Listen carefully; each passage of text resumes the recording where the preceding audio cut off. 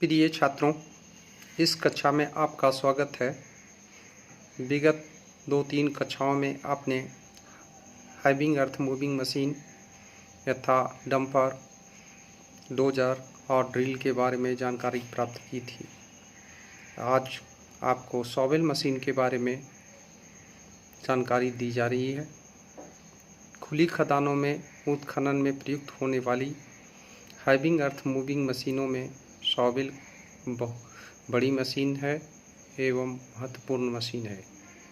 इसका मुख्य भाग है pocket, dipper stick, crowd mechanism, boom, dipper opening mechanism, track frame, turntable, roller circle, crawler, pad assembly, boom, hoist winch, drum, A frame, machine house, suspension rope और cabin.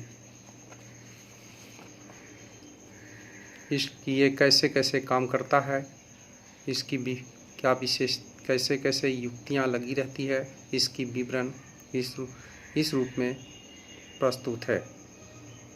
Crawler chain mounted machine bench की सतह पर और मुलायम मिट्टी और ओबी को विस्फोटित कोयला को उठाने एवं काटने के काम में लाया जाता है। ये बड़ा आकार का मशीन है। इसके मुख्य रूप से bouquet, deeper stick, boom machine house जिसमें ए फ्रेम, घूमने वाली युक्ति तथा क्रोलर चेन इत्यादि लगा रहता है। डीपर स्टिक के अंत में बॉकेट लगा रहता है तथा डीपर स्टिक के आगे पीछे करने वास्तव बूम में लगे पिनियन और डीपर स्टिक में लगे रैक पिनियन द्वारा संचालित किया जाता है। बॉकेट के ऊपरी भाग हॉइस्ट रोप द्वारा पुल्ली से होते हुए हॉइस्ट ड्रम से जुड़ा रहता है। हॉइस्ट ड्रम को घुमाने से बॉकेट ऊपर नीचे होती है। बूम का नीचे भाग पिन द्वारा मशीन के अग्रभाग से जुड़ा रहता है और बूम के ऊपर का भाग बूम रोप से लगा रहता है, जो कि एक फ्रेम ए से बंधा रहता है। मशीन घर में power unit, gear, drum, switch, चालक केबिन रहता है। चेचिस से लगा रोलर समूहों द्वारा, जिससे कि बूम और बॉकेट 360 डिग्री से घुमाया जा सकता, यानी चारों तरफ घुमाया जा सके युक्तियाँ लगी रहती है, व्यवस्था लगी रहती है। रोप शॉवेल में बॉकेट की गति का नियंत्रण रोप द्वारा, जबकि हाइड्रोलिक शॉवेल में हाइड्रोलिक विधि द्वारा किया जाता है। शॉवेल के मुख्य रूप से यांत्रिक मैकेनिज्म निम्न मैकेनिज्म लगी रहती है।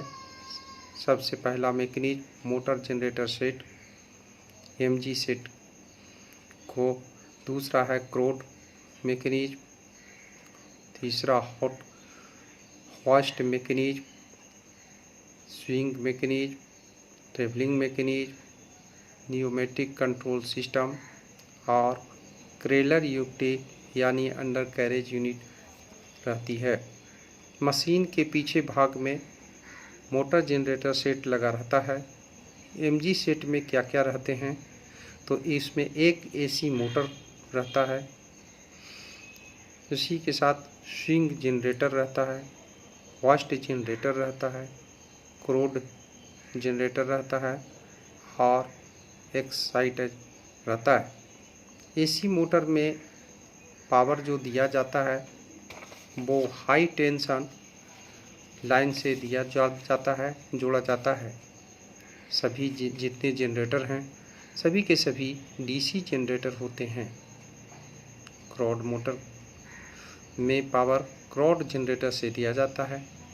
इसी प्रकार सबकी पावर देने के लिए अलग अलग जनरेटर की व्यवस्था की गई है। अब आइए इसमें सुरक्षा के कौन कौन से साधन रहते हैं, कौन कौन से युक्तियाँ लगी रहती है। तो all function cut off switch, यानी सभी फंक्शनों को काटने वाली स्विच रहती है। दूसरा ब्रेक रहता है, ब्रेक ये कहाँ कहाँ रहता है, स्विंग करने में brake, swing brake, vast brake, crowd brake और प्रोपेल ब्रेक। ऑडियो पीछे करते समय ऑडियो विजुअल अलार्म, उसका सुरक्षा यंत्र लगे रहते हैं जिससे कि पीछे के आदमी सावधान हो जाएं। सीट बेल्ट, उसी प्रकार फायर सप्रेशन सिस्टम, यानी आग को दबाने के लिए, आग को बुझाने की पद्धति, हॉर्न, प्रकाश भी रहता है। हाइड्रोलिक शॉवेल में स्विच रहता है जो हाइड्रोलिक सिलेंडर के लिए होता है। ट्रैवलिंग लिमिट स्विच रहता है।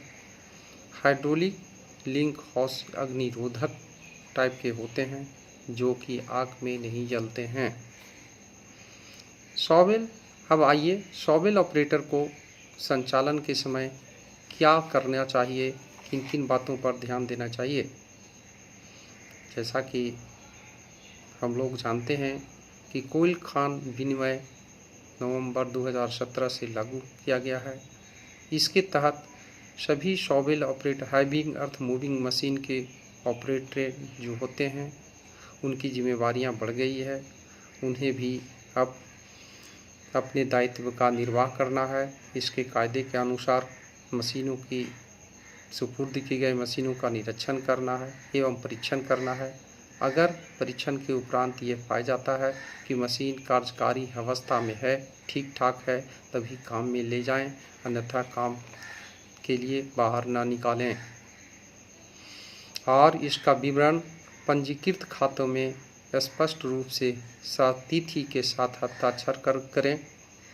मशीन चलाने के पहले यह सुनिश्चित कर लें कि मशीन की रेडियस में कोई भी व्यक्ति या अन्य मशीन नहीं है। जब फेस में डोजिंग सफाई का काम किया जा रहा है उस समय मशीन को दूसरी साइड न घुमाएं, मशीन का मूवमेंट बंद रहेगा। ट्रैवलिंग केबल की लंबाई पर्याप्त होनी चाहिए और ढीला होना चाहिए जिससे आगे ले जाने के क्रम में वो तनाव में न आ जाए। मशीन छोड़ने के पहले यह सुनिश्चित कर लें कि बकेट ज़मीन पर रखा हुआ है और पावर काट दिया गया है। डंपर को ओवरलोडिंग न करें, ज़्यादा उसमें लोड न डालें जिससे कि वो यहाँ तहाँ जहाँ माल को गिराते चला जाए। अत्यधिक बड़ा बोल्डर फेस में ही छोड़ दें। उसे लोड करने की कोशिश में अनावश्यक रूप से प्रयास कर बकेट के तीत या मशीन को बर्बाद न करें। जब लोड लेके घूम रहा है तो सावधान रहें कि बोल्डर केबिन के ऊपर न गिर जाए। अनाधिकृत व्यक्ति को मशीन पर न चढ़ाएं। शॉवेल को हमेशा समतल तल पर ही चलाएं। बकेट को हवा में टांग कर न रखें। झटका या धक्का जर्क से हमेशा बचें जिससे मशीन सुरक्षित रह सके। ये अपने पुस्तिका में नोट कर लें। ये तो आपके व्हाट्सएप पर, ये ईमेल पर डाल दिया गया है।